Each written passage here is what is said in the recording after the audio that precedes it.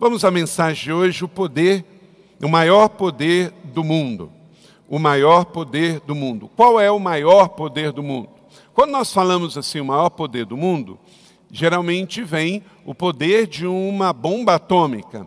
É um poder muito grande, mas não é o maior poder do mundo. Até porque já tivemos várias bombas atômicas lançadas na nossa Terra. Bombas que foram lançadas como experimento no deserto, nos famosos atols lá de biquínis, né? Foram jogadas bombas atômicas lá. Lá na Coreia do Norte foi jogado bombas atômicas experimentais, na Alemanha, e não acabou com o mundo. 2 na Segunda Guerra foram jogadas pelos Estados Unidos no Japão, na cidade de Hiroshima, na cidade de Nagasaki. Então, uma bomba atômica é muito poderosa, mas não é o maior poder do mundo. As guerras, fala-se que as guerras são muito poderosas. Pois bem, teve a Primeira Guerra Mundial, a Segunda Guerra Mundial, e nada pôde resolver no sentido do que elas buscavam. Nenhuma guerra, por mais poderosa que seja, resolve nada. Guerra só cria sequelas e mais problemas. Então, qual é o maior poder do mundo? Em Filipenses 3:10 está escrito qual é o maior poder do mundo. Leia comigo todos juntos. Quero conhecer a Cristo, o poder da sua ressurreição. Este é o maior poder da humanidade. É o poder da ressurreição. A palavra poder na Bíblia vem de dínamos, que para o nosso português vem aí dinamite. É um poder que explode, é um poder que quebra. Então, há um poder muito forte na humanidade, mas o maior poder veio além da humanidade. Todo poder produzido aqui, ele é limitado e temporal. Agora, o poder de Deus, através da ressurreição, veio do céu para a terra. E esse poder, o poder da ressurreição, é o poder que eu e você precisamos para viver na terra e vencermos os nossos problemas. Em Apocalipse 1, 17b e 18, não tenham medo, eu sou o primeiro e o último, sou aquele que vive. Estive morto, mas agora estou vivo para todo sempre. É um poder tão grande que ele ressuscitou Jesus. O poder de Deus traz o poder da ressurreição. E nós oramos em cima desse poder, nós pregamos em cima desse poder. Esta igreja está estabelecida em cima deste poder. O poder da ressurreição, o poder que destrói sofismas, o poder que destrói fortalezas, o poder que destrói o ateísmo, a ignorância, a falta de fé. Eu sou o que vive. O poder da ressurreição. Deus ressuscitou Jesus. Jesus está morto. Ele morreu. Ao 3º dia ele ressuscitou. E ele vive para sempre.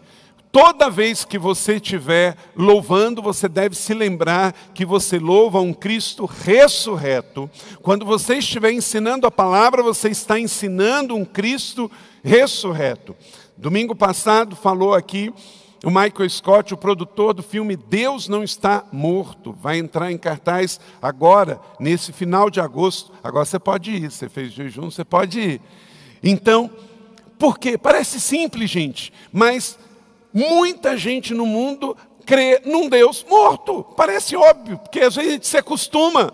Ah, mas o meu Redentor vive, glória a Deus. Mas nem todo culto prestado neste mundo é a um Deus vivo. O seu Deus vive, reina, governa. Você fala com Ele, você canta para Ele, você prega na palavra dEle, você ouve a palavra dEle que é viva, é uma espada viva. Então, a sua fé deve viver nessa plenitude de vida. Nós não servimos a um Deus morto, nós não temos que carregar o nosso Deus nos carrega.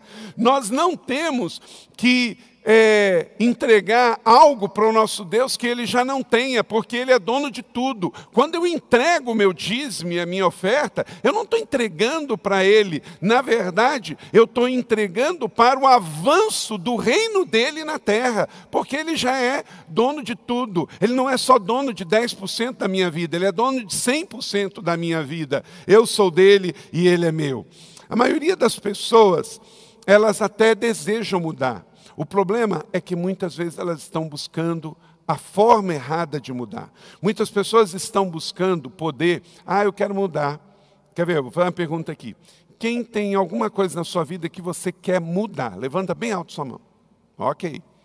É ótimo que você já saiu da negação. Tem coisa que precisa mudar, então vamos mudar. Você não precisa continuar do jeito que você já detectou alguma coisa que não está legal. Agora, a grande questão é, como você vai mudar? Como você vai mudar? Querer mudar é uma coisa, agora como você vai mudar? Tem pessoas que estão buscando só na terapia. Tem coisas que a terapia não vai resolver. E mesmo na vida de um cristão, toda terapia deve ser acompanhada de força de vontade, de escolha, de decisão e de oração. Tem gente que está procurando em religião. Esse lugar aqui não é sobre religião. Estou até usando a camisa da Usa Leve aqui, ó, não é? Religião complica. Por quê? Religião tem dogmas, tem sistemas, religião tem ritos. Deus não criou religião quando enviou Jesus. Religião o mundo já tinha muito. Deus enviou Jesus para nos dar um relacionamento pessoal de amor com Ele. Então, terapias, religião não resolve. Coach, hoje o negócio é coach. Todo mundo está fazendo coach. Eu acho que daqui a pouco vai faltar cliente para tanto coaches que tem por aí. Então você não prometa, também não seja vendedor de sonhos, se você é coach, que você vai resolver todos os problemas do mundo. Primeiro você tem que estar fazendo bem uma coisa para ser coach de alguém. Tem gente que quer ser coach porque está na moda, porque faz um curso de ser coach. Espera aí, ser coach é ser treinador. Você vai treinar a pessoa a ser o quê? Eu sei que cozinheiros ensinam pessoas a cozinhar.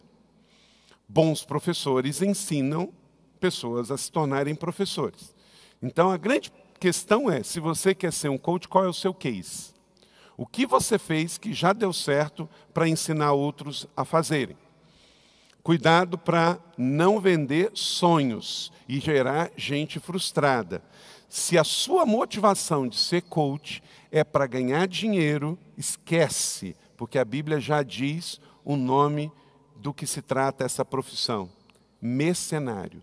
Tudo que você fizer para ganhar dinheiro, pode ser médico, advogado, pastor, professor, é mercenário. Por quê? O dinheiro é um meio. O dinheiro é o pagamento por aquilo que você prestou. É uma honra, é uma restituição, é algo que você tem para você continuar fazendo o que você foi chamado para fazer.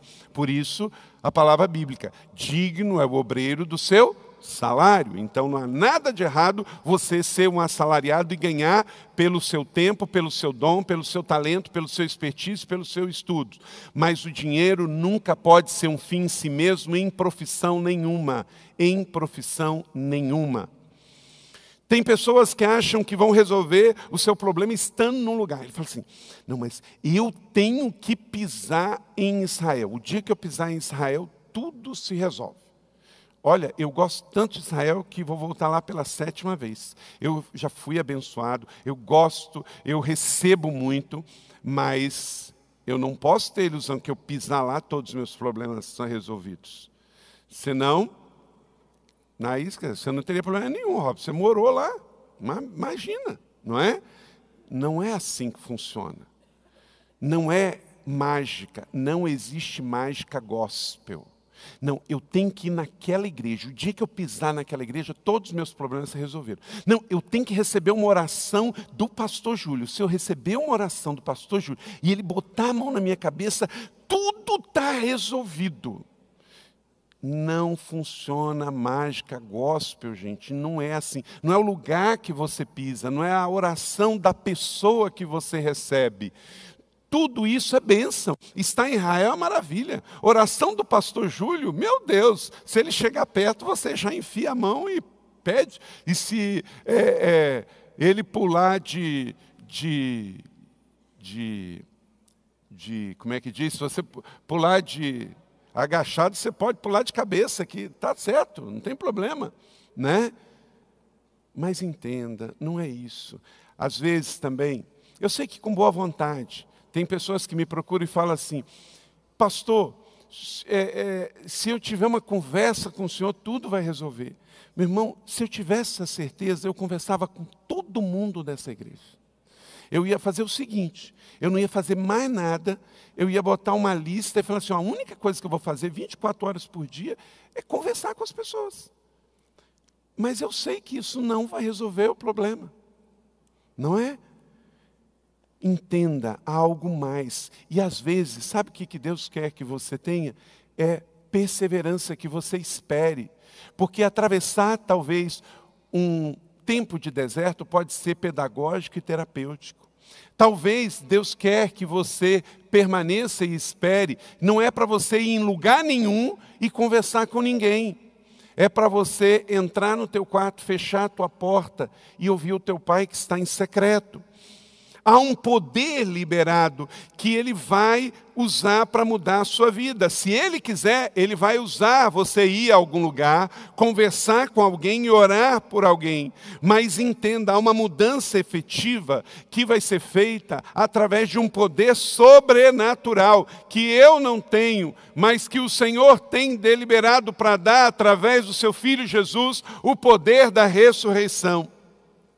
A palavra poder ocorre 57 vezes no Novo Testamento. É a palavra que descreve realmente o fator mais poderoso da humanidade, o poder da ressurreição. Essa expressão aparece 57 vezes, o poder da ressurreição. E como eu disse, a palavra poder é dinamis, que traz para nós um poder de explosão, um poder de romper, um poder de quebrar. O poder da ressurreição, ele é o maior poder do mundo, sabe por quê? Porque ele é o único poder que cancela o seu passado. Por isso que o poder da ressurreição é o maior poder. Todo mundo aqui é pecador e já sofreu muito com o seu pecado. O poder de Cristo da ressurreição cancela o seu pecado. E por isso Ele é o maior poder. Eu posso orar por você, mas eu não posso perdoar o seu passado, o seu pecado. E enquanto que isso não tiver resolvido, você não vai ser uma pessoa livre e plena.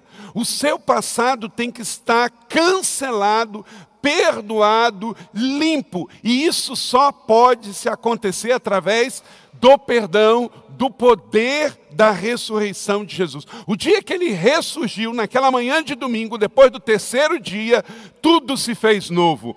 E o seu pecado foi completamente vencido lá na cruz, e ele ressurge para uma nova vida. E quem recebe Jesus, Ele morre a nossa morte para vivermos a sua vida. Então, no poder da ressurreição, flui o amor de Deus.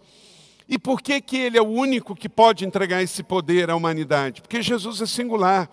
Toda a sua vida é especial. Sobrenatural foi o seu nascimento, sobrenatural foi a sua vida, sobrenatural foi a sua morte, sobrenatural foi a sua ressurreição.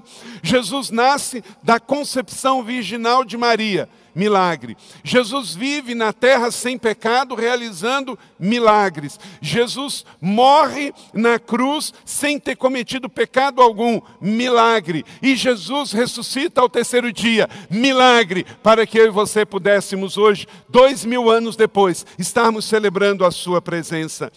Então, nós não seguimos a uma religião, nós seguimos a uma pessoa que teve desde o seu nascimento, a sua vida, a sua morte, a sua ressurreição singular.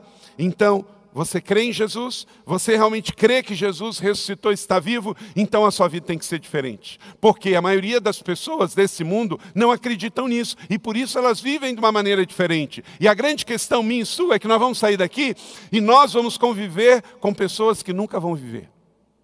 E como é que a gente vive? Temos que ter com essas pessoas graça, misericórdia, porque eu e você, que nunca vamos morrer, vamos viver com pessoas que nunca vão viver. Note bem, escreva aí, ninguém nasceu como Jesus, Ninguém. Não tem uma história. Nenhuma história. Buda não nasceu como Jesus, Maomé não nasceu como Jesus, Darwin não nasceu como Jesus, Zoroastro não nasceu como Jesus, ninguém nasceu como Jesus.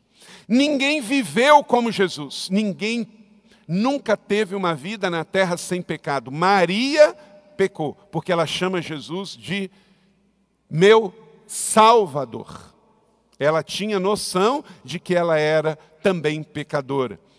Ela pode não ter cometido pecados que intencionalmente outros pecaram, mas ela nasceu nesse mundo. E se nasceu nesse mundo, a fez pecadora. Porque todos nós já nascemos em pecado.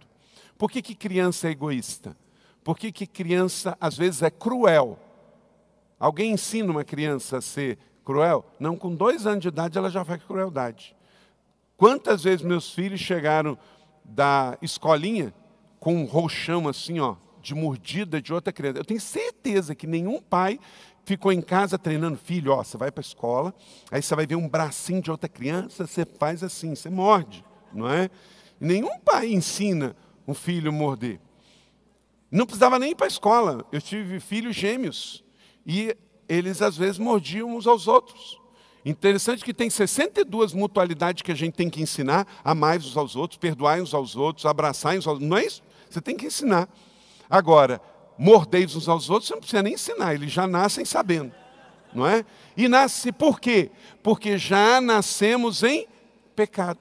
Pega uma criança de 1 ano e meio, acabou de andar. Aí tem aquele monte de brinquedo. Não brinca com metade delas. Bota uma outra criança de fora lá.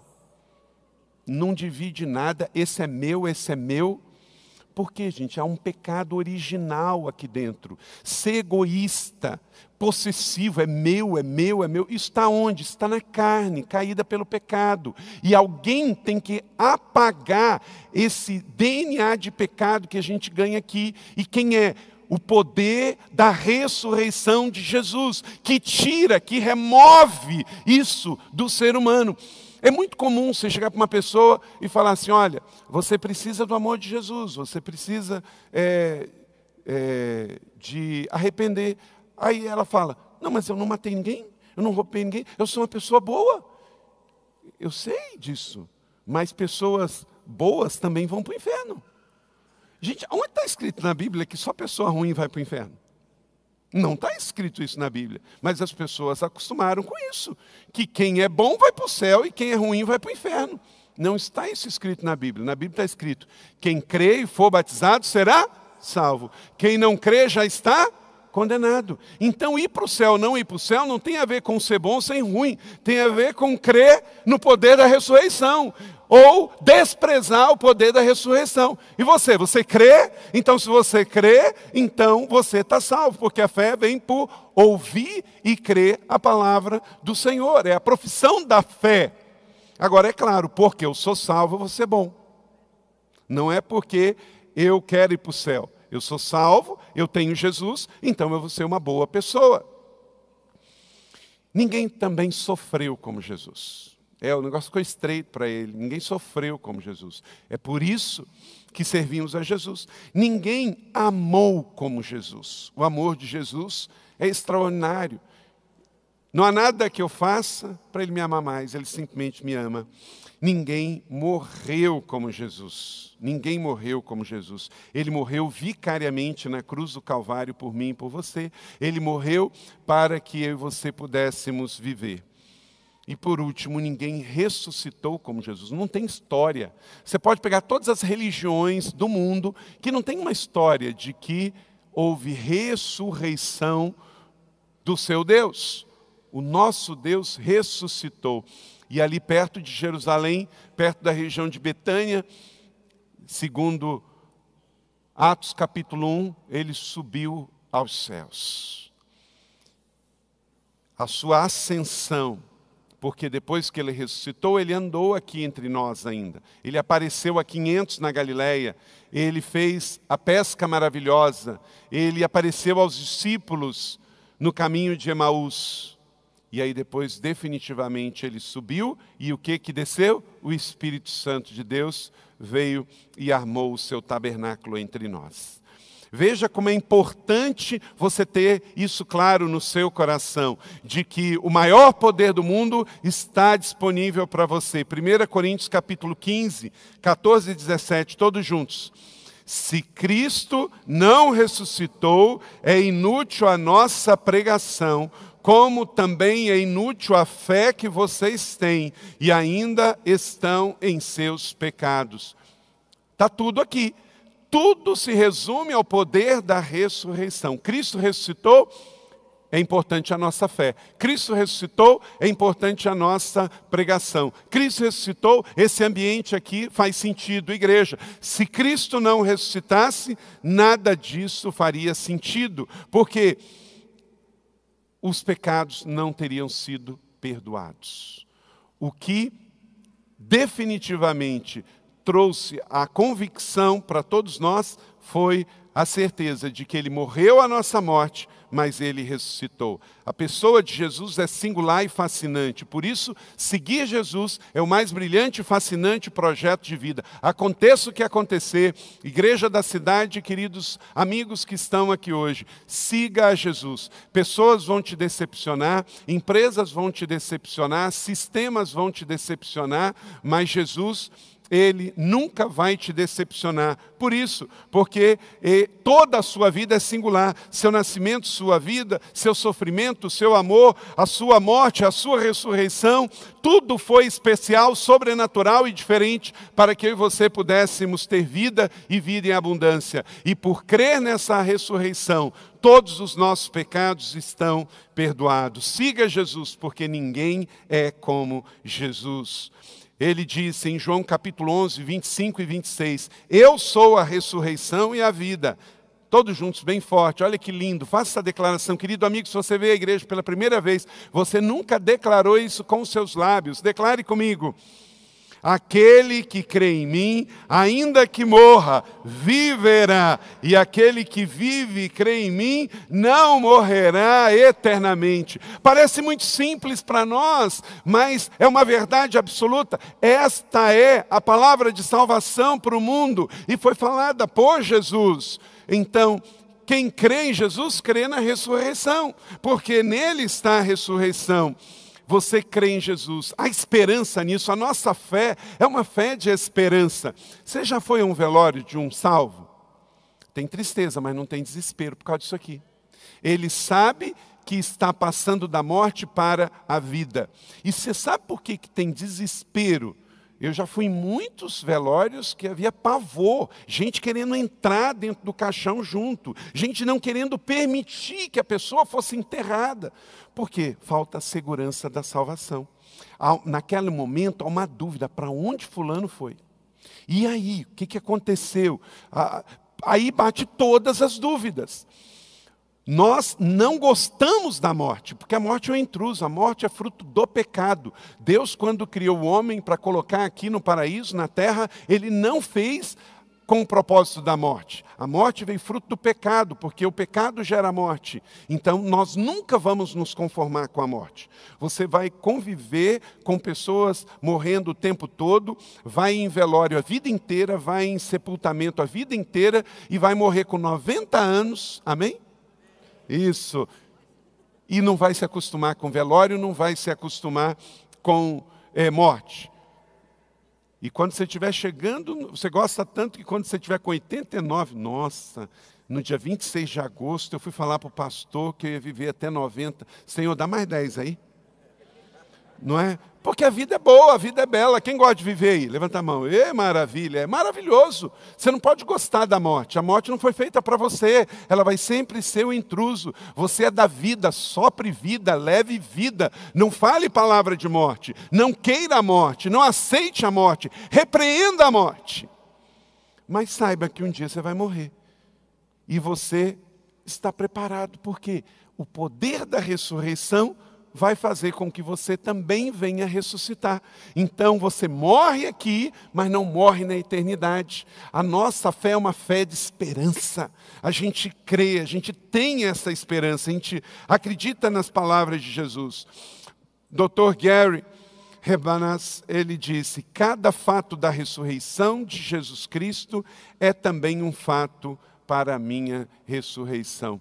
Porque tudo que Jesus fez para ele, ele quer fazer por nós, a identificação. Jesus sofreu, você sofre. Jesus morreu, você vai morrer. Mas Jesus ressuscitou e você vai ressuscitar. Você vai reinar com ele em vida. A ressurreição venceu a morte e cancelou a dívida do pecado. E quando você crê em Jesus, você está tendo esta afinidade, essa identificação.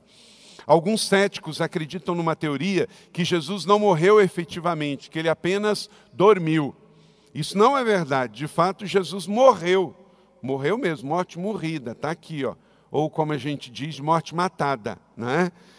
João capítulo 19, 33, 34. Mas quando chegaram a Jesus, o que fizeram? Constatando que ele já estava morto. Quando você chega diante de um corpo e você quer ver se a pessoa morreu, você ou bota a mão no pulso, bota a mão aqui na horta, bota a mão no coração, na respiração. Então tem vários sinais para você ver.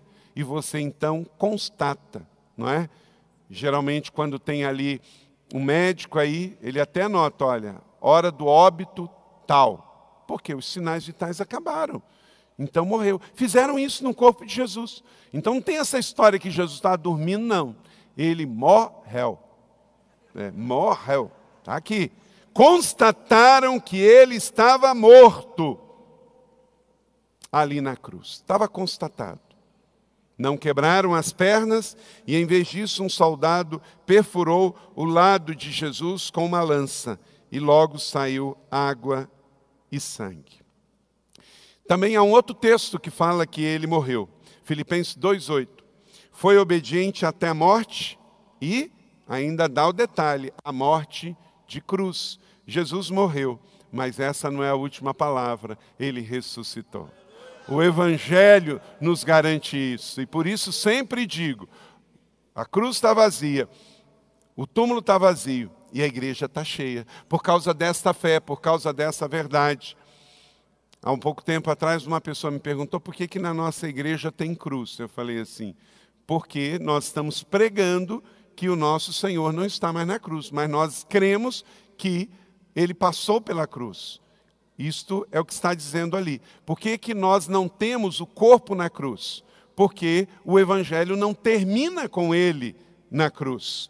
Termina com ele ressurreto. Então eu tenho uma cruz vazia para me lembrar que ele passou por ali. E aquela cruz não era dele, é minha. Então a cruz é um símbolo da vitória sobre a morte. Então não tenha religiosidade. Alguns evangélicos no passado, batista, não podia ter brinco de cruz, não podia ter anel com cruz, não podia ter nada com cruz, para falar, não, mas aí vão falar que eu não sou evangélico. Querido, liberte-se dessa religiosidade. Há um símbolo, a sua vida hoje se identifica com aquele que morreu por você, mas a cruz vazia está dizendo que ele ressuscitou por você e para você, e hoje de fato ele vive eternamente.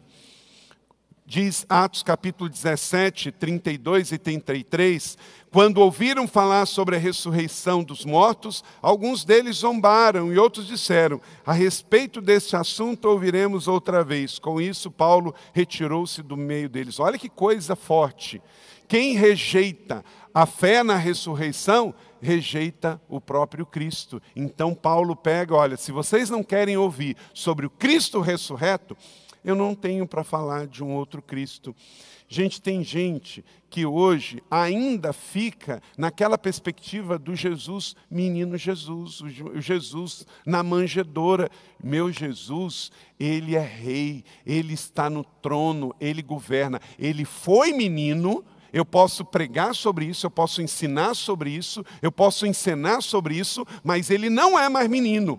Ele foi homem, eu posso ensinar sobre isso, eu posso falar sobre isso, mas ele hoje não é mais um homem. eu posso falar do servo sofredor, porque ele foi o servo sofredor, mas ele hoje não sofre mais, porque hoje eu creio num Cristo ressurreto, glorioso, cheio de poder, que tem trono, tem governo, tem cetro, tem majestade, e breve voltará. Breve voltará. A nossa igreja celebra isso. A sua fé é uma fé vitoriosa. Você não pode andar cabisbaixo, como que acabou. Não, Cristo morto, celebrar um Cristo morto, fazer procissão para um Cristo morto, não, isso é passado, isso é história. O fato hoje, em 26 de agosto de 2018, eu tenho um Cristo que morreu por mim, ressuscitou por mim, vive e cuida de mim. Não importa o que te acontecer, Ele vivo está e Ele tem um compromisso de amor com cada um de nós. A ressurreição é o maior poder do mundo, porque é o poder do amor para recomeçar, da segunda oportunidade de quem deu tudo por você. Jesus morreu a nossa morte, para que na ressurreição dele pudéssemos ter a vida zoe, a vida plena. Anote aí algumas características de por que o poder da ressurreição, que é o maior poder do mundo, pode mudar a sua vida. Em primeiro, porque a ressurreição de Cristo revela o poder de Deus sobre a morte. A morte não é o fim, ele venceu o aguilhão da morte.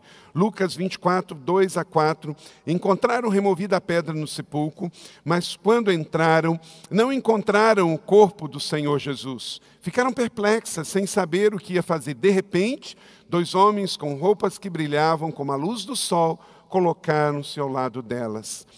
Então, este poder sobrenatural, ele está disponível para você.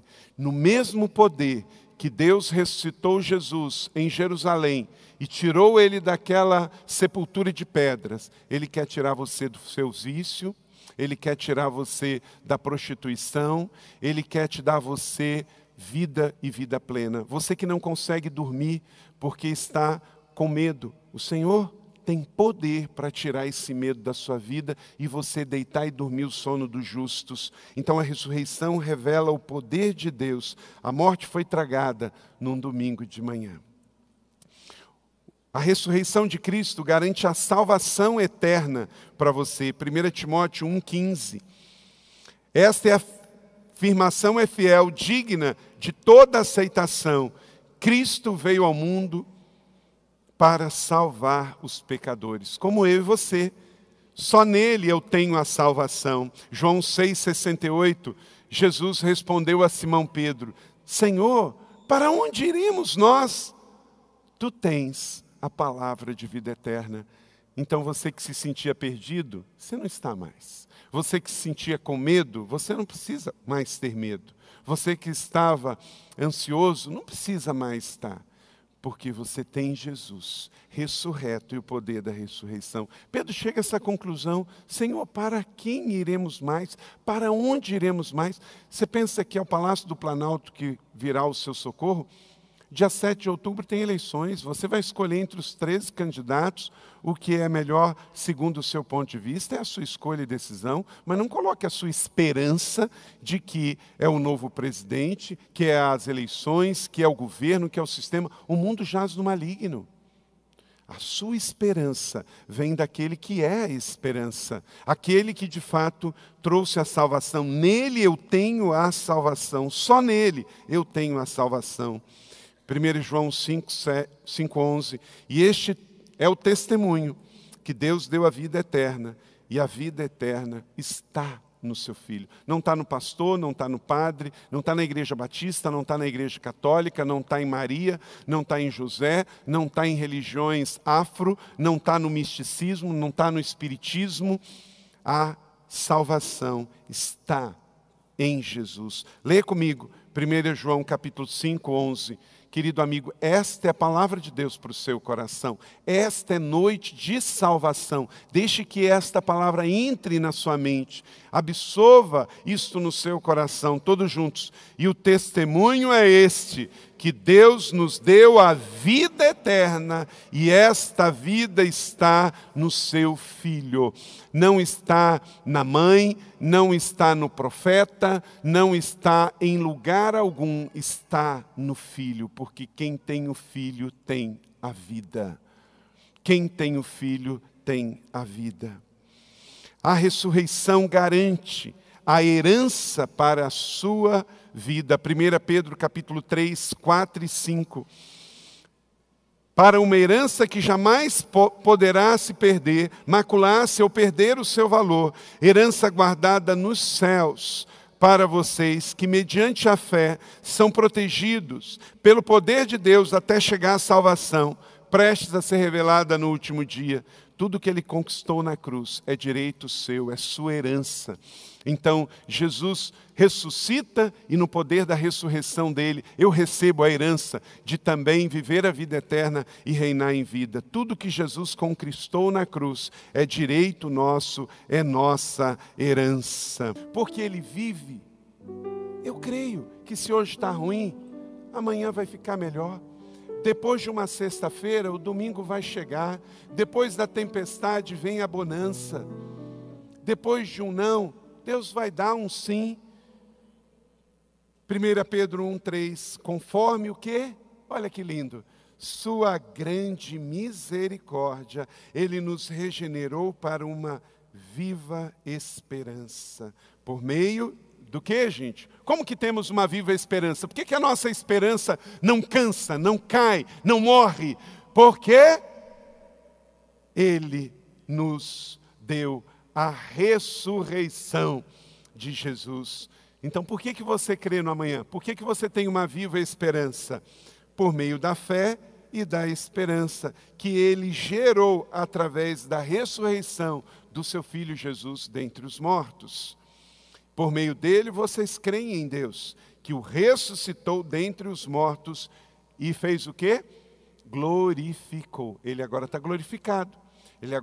Ele não está mais morto. Ele não está mais na cruz. Ele não está mais na sepultura. Nós não precisamos carregar o Cristo morto, porque agora ele foi glorificado.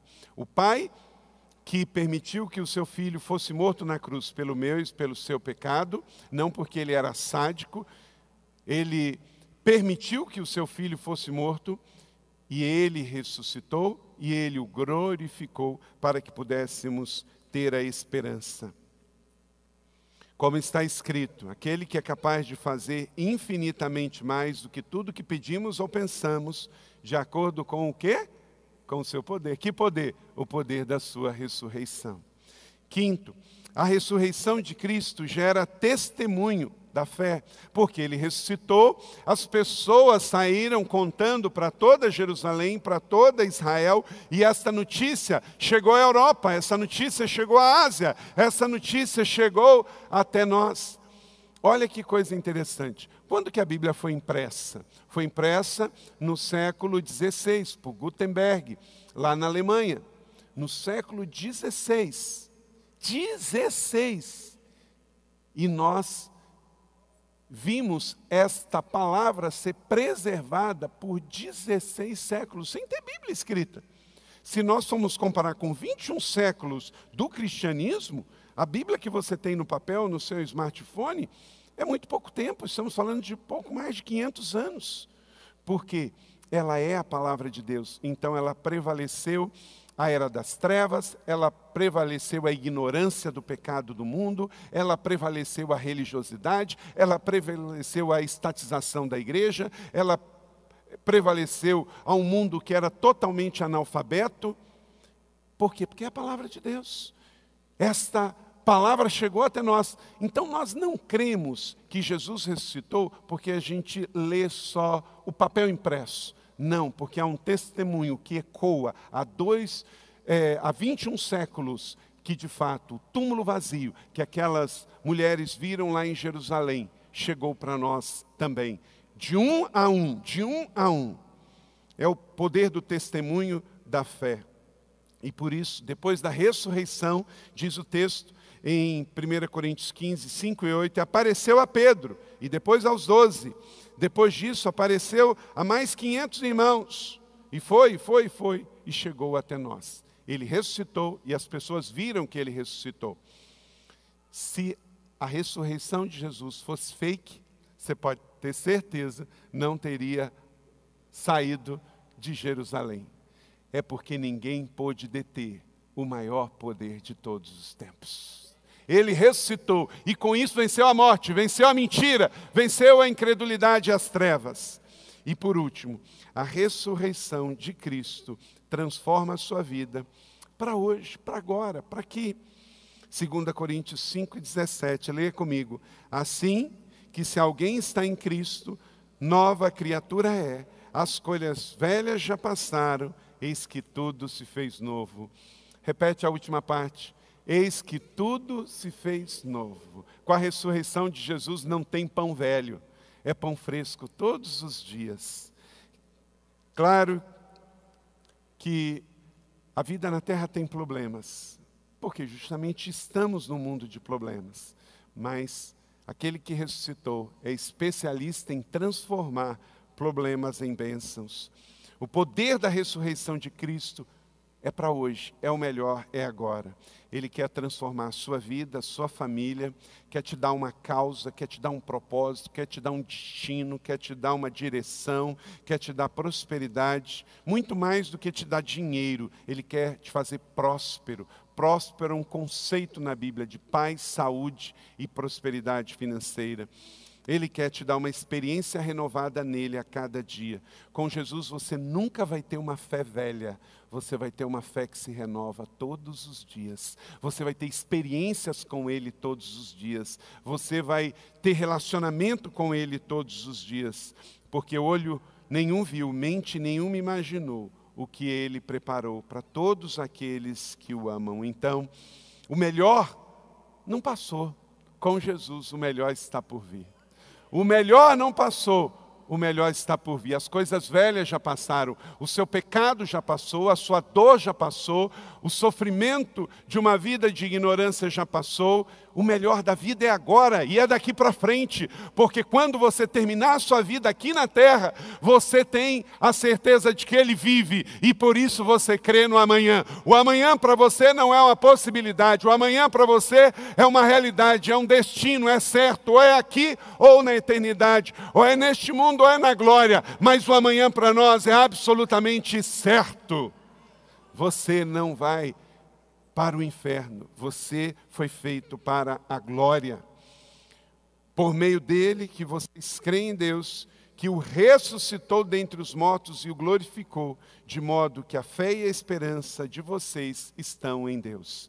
Não está em coisas, não está num amuleto, não está num programa, não está numa reza, não está numa boa vontade, não está em nenhum lugar, está em Deus que ressuscitou Jesus Cristo dentre os mortos.